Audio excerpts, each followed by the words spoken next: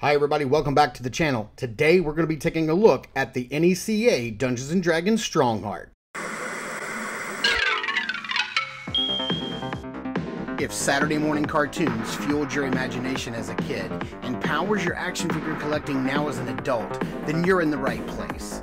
Thanks for stopping by and welcome to Saturday Morning Toy Collector. And if you like my content, please consider subscribing.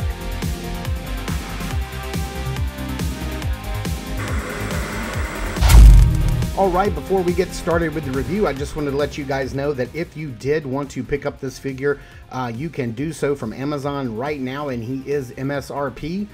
So check back every day if the price changes, and just remember that if you do pick one up from Amazon at the link in my description below, it will help out the channel with a few pennies. Alright, taking a closer look at the front of this package, I absolutely love it. I love this painted look for the front. It looks fantastic. I love that it says good action figures. Yes, it is. There's no lie detected there. Dungeons & Dragons Strongheart Ultimate Action Figure. I absolutely love this painting on the front. It looks incredible. Flipping around here on the side, you can see that it has the Dungeons & Dragons logo with Strongheart on one side, the logo, a photograph of the figure, and Strongheart Ultimate Action Figure on the other. Flipping around here on the back, you can see a cross sale with Zarak, his wave mate, who I do have and we will be taking a look at later on. It says Strongheart is a fearless seeker of justice, risking his life to ensure that good triumphs over evil. He is thoughtful, kind, and seldom rash, yet never hesitant to punish those who spit in the face of law and order. Strongheart doesn't worship a god, but devotes himself to an ideal that the world can be spared from evil by those who have enough courage to stand against it. He prefers to fight with his trusty sword, steel, and aims to capture and imprison evildoers, slaying them only if they cannot be apprehended. They really should have left justified that, or at least turned on hyphenation, because there's a lot of stuff going on in there, a lot of spaces. Includes sword, sheath, dagger, hammer, shield, articulated visor, cloth cape, and interchangeable hands. Yes, it does.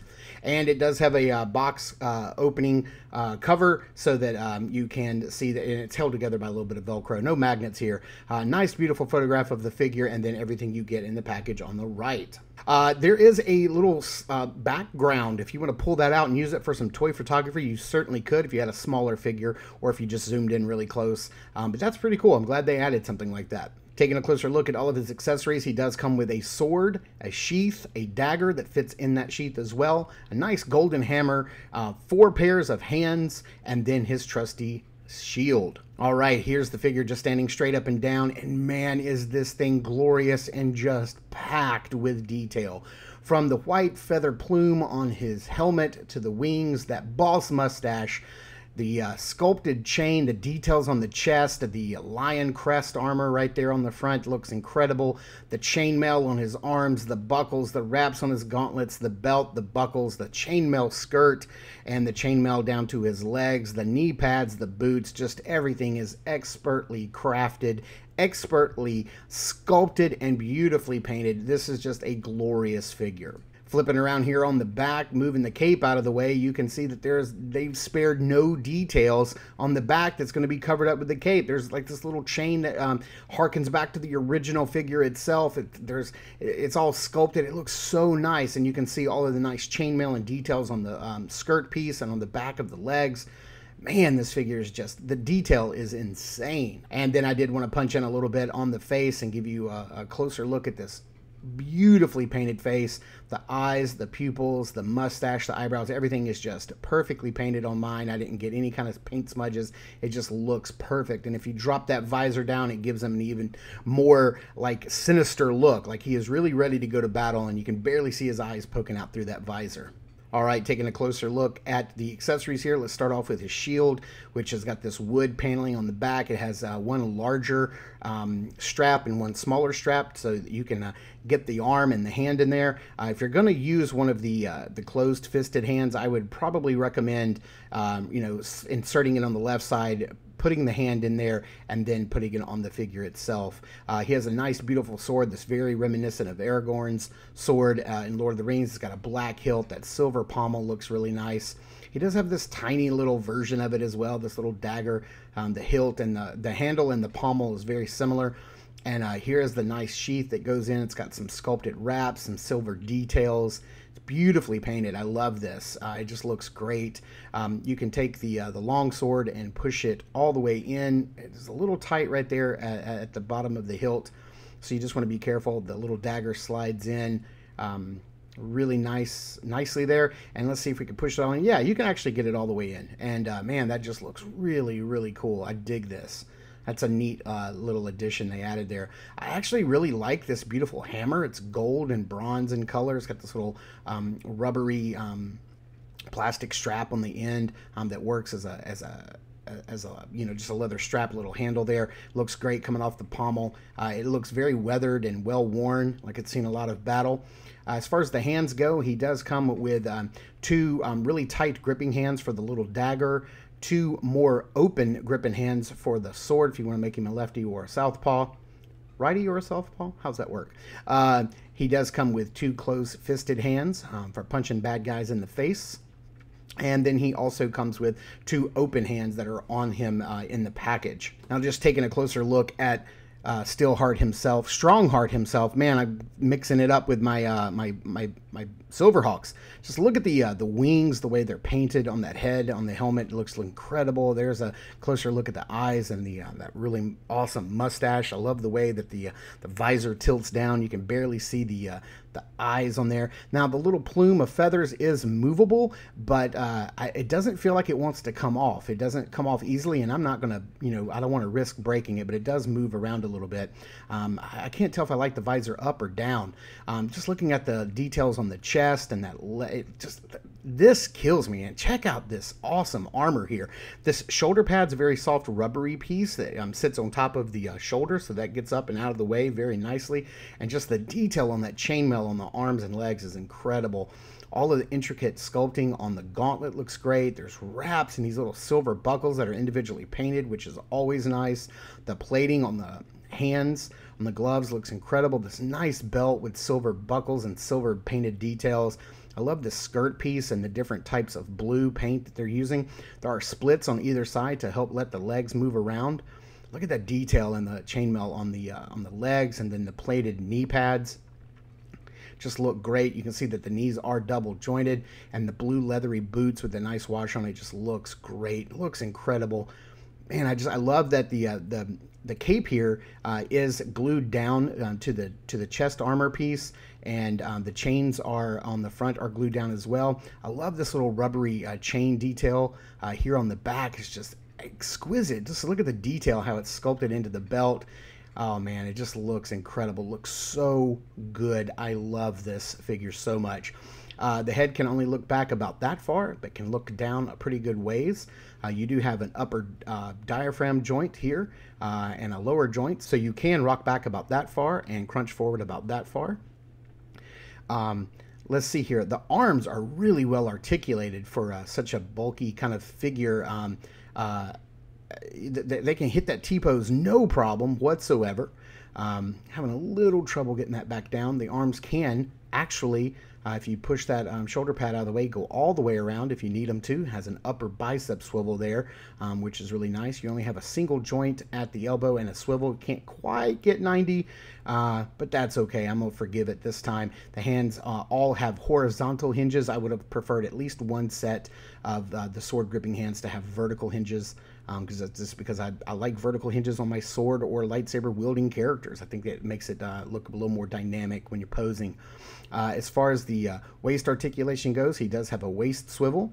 The legs can go forward about that far, which is pretty good for somebody in full chainmail, and can go back about that far. And even though we do have these double jointed knees because of the way they're sculpted and the bulk of the legs, you can only get it to go back that far. At least that's as far as I'm willing to get it to go back without trying to break my figure. You do have to be careful with that thigh piece, because the chainmail wants to come up and over the knee pad, but you've got lots of thigh swivel at the top, which is really cool. You just want to make sure you keep that knee pad in front of that armor. He does have a swivel at the top of the knee, not at the boot, and he does have a hinge and a swivel and a rocker down at the boots for feet articulation. And man, this guy just looks incredible. I just can't get enough of this guy. So you have his sheath here, and you do have a place for it to slide in, and actually, it's kind of tight going over this little part of the knife. Actually, you know, probably what would be an easier thing to do, probably what would be best, because I don't want to tear this, is probably take the sword out and probably feed it through the front end. Yeah, much easier there. You just want to be careful not to break your little dagger and push it down too far. And there's the sword and sheath on his hip, which looks really nice. And as far as like the let's see here, let's kind of push this down just a little bit just to kind of get it out of the way. Let's see here. I'm going to pop this hand off real quick and pop on one of his sword-wielding hands. What I really like is that these hands are nice and rubbery so that you can bend the fingers back to get the sword and weapons into the hands. And let's get this shield on. Now, I you know, warned against doing it like this in the beginning, but I am using the open hand, so I think the fingers kind of get out of the way enough that you can sort of slide this on with no worries of you know, tearing one of the straps on the shield. If this was a fist, I would probably insert the fist first and then connect it to the wrist of the figure. And there he is, man. He just looks incredible. He's so well kitted out. Absolutely love this guy. He looks fantastic. Now, I do want to talk about this cape a little bit. It looks beautiful. I love the fabric that they use. It's nice and bright and shiny. There is a wire that runs down both sides and, of course, the bottom. And you can bunch it up and get it to kind of stay in like a bunched up pose. But this is a very thin wire. It's not going to hold like an outstretched, like blowing in the wind kind of look. It's just the wire's just too thin and the material's too heavy. You make it like prop it up on parts of the body or the sheath of the sword to kind of, you know, help it along, or if you have him up on some sort of display base, that could help. Now, like I said, it'll hold a scrunch up, no problem, but you're not going to get too much of a windswept look. You can get into some pretty decent poses, but ultimately, at the end of the day, I'd rather have a thin wire in a cape than no wire at all. And I did want to bring in my original LJN version of this guy that I had when I was a kid. He's still in pretty good condition. I don't have any other accessories for him, just this, but you can see he comes with everything from the wings to the mustache to the details on the chest, the lion plate, the knee pads look the same, and look at that, even the way that the chains are looped and hang down from the back to the belt, all of that's the same. Now, if only it came with this sword slashing action, that would be really cool. But yeah, I'd still have mine from when I was a kid, and I love this little guy. I squealed like a giddy school kid when I saw that NECA was making this. So for some size comparisons, let's bring him in next to War Duke, the other figure from this wave that I have so far, and let's bring in Zarek, who we're going to be taking a look at later on, but I did want to bring him in for like a size comparison just to show off how these guys look together. For a couple of other size comparison, here we have a Black Series figure who he just kind of towers over. We also have another Indiana Jones figure here from Hasbro, just to show the size comparison. But I think probably what most people want to see is how he stacks up against Mythic Legions, and we're going to do that. Let's just get this guy off to the side here. If you want to put this guy in your Mythic Legions collection, I think you can. I think he's like a very tall paladin, and I think he would fit in well with your Legions, you know, just to have that sort of paladin knight look going on. But Legions makes enough knights that, you know, you don't have to put this guy in, but if you wanted to, you certainly could. I am so happy that NECA has made this figure. I love this line. I loved this line when I was a kid, even though I had no like real connection to the story or the game or anything like that. I just loved good, solid action figures when I was a kid, and I still do as an adult. And this is literally one of the greatest action figure lines that NECA could deliver for me, because I am all about nostalgia and buying figures that I had when I was a kid, and I am so happy that I have them right now. Thank you, NECA, for making my dreams come true. Thank you guys so much for tuning in and watching. I super appreciate it. Remember, you can pick this guy up at Amazon at the link in the description below if you'd like to do so. Please continue to check us out over at Instagram at Saturday Morning Toy Collector. I am the Saturday Morning Toy Collector. I'm your host, Mark, and remember, I will see you in the toy aisles.